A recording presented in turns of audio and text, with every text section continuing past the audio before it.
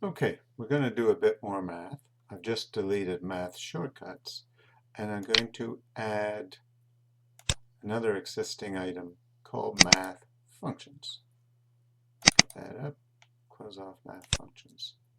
And mathFunctions are the sort of functions that you would use on your calculator, things like sine, square root, power, natural log. One of the things to note about these functions is that they all end in F for floating point. There are versions for long doubles, but we won't be using them. And here, what we want to do is test these functions out so that you see how they work. These are in the standard C library math.h.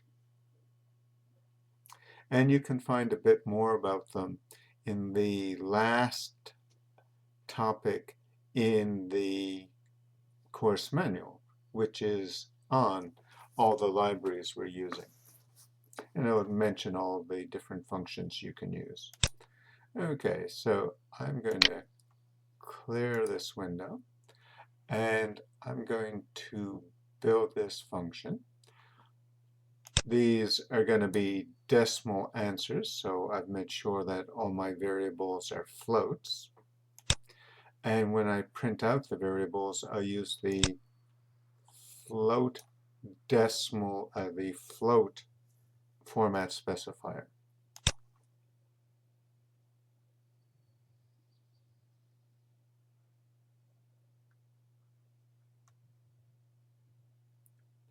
Let's go, and we now get our answers.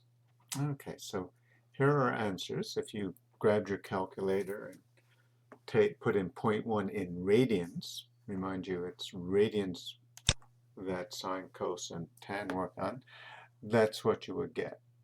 Now, we get about 6 or 7 significant figures in these functions. That's the sort of accuracy you can get with a floating point decimal type. You can get better if you use longs. It's just that displaying long doubles is a lot harder, and we won't be working with them.